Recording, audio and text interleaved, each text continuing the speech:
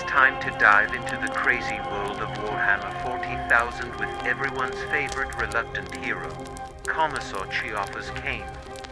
Picture this, a dashing hero in uniform, but with a twist.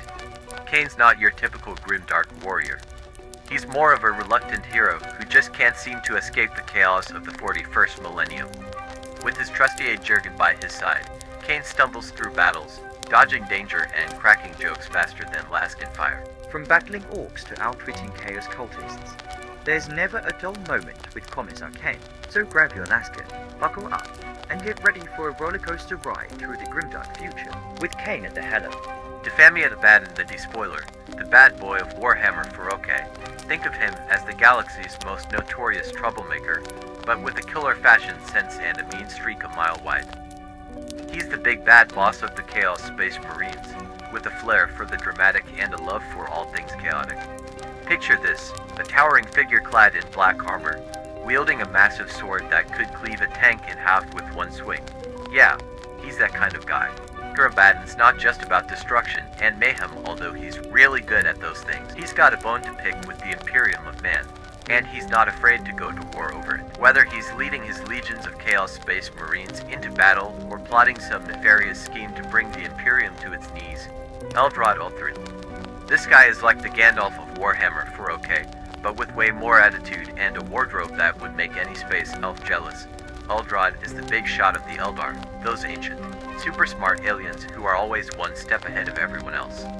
Picture this, flowing robes, a long white beard, well, as much as an Eldar can have a beard, and a staff that's practically crackling with psychic energy.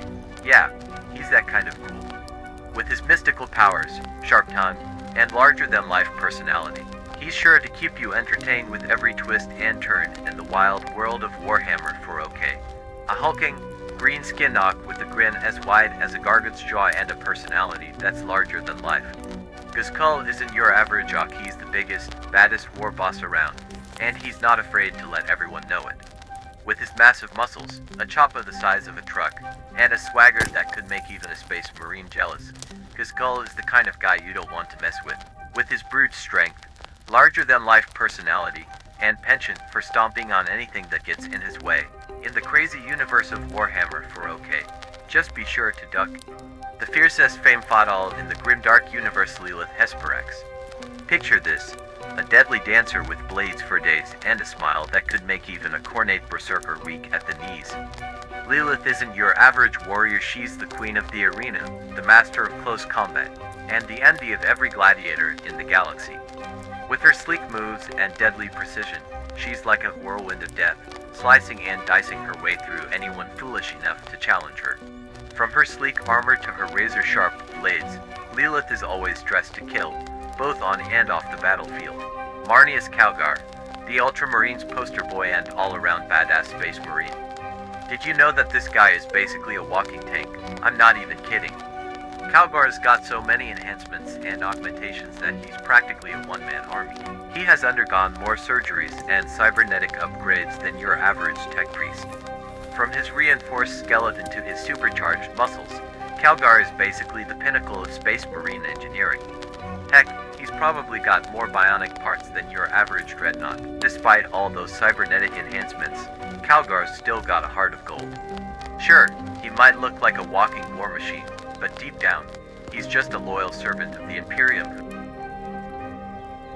Robu Gillman, the big boss of the Ultramarines, is basically the ultimate micromanager.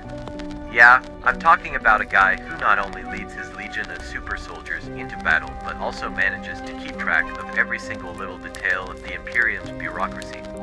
I mean, imagine being able to strategize for a massive war while simultaneously reviewing paperwork and signing off on requisition forms. It's like playing 4D chess while juggling flaming chainswords. Gilliman's got his hands in everything, from military campaigns to economic policies, and he somehow manages to keep it all together without breaking a sweat. But here's the best part: despite all that responsibility, Gilliman's still got time to drop some serious wisdom bombs on his fellow Imperium bigwigs. Whether he's laying down the law on how to fight chaos or dishing out advice on how to run a tight ship, Gilliman is always the voice of reason in a galaxy gone mad. So, next time you're feeling overwhelmed by your to-do list, just remember, if If Robu Gillman can lead the Imperium and keep track of all its paperwork, you can definitely handle whatever life throws your way.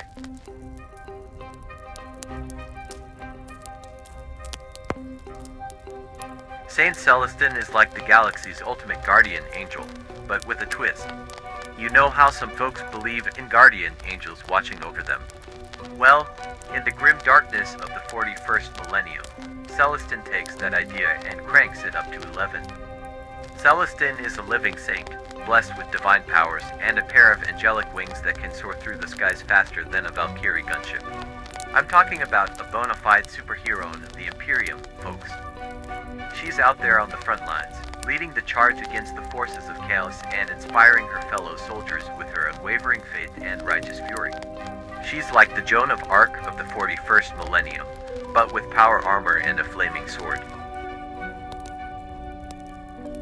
The Emperor isn't just some fancy-pants ruler sitting on his throne, sipping fine amasek and barking orders. Nah, this dude is out there in the thick of it, leading his legions of superhuman warriors, the Space Marines, into battle against everything from rampaging Lox to the soul-crushing forces of chaos.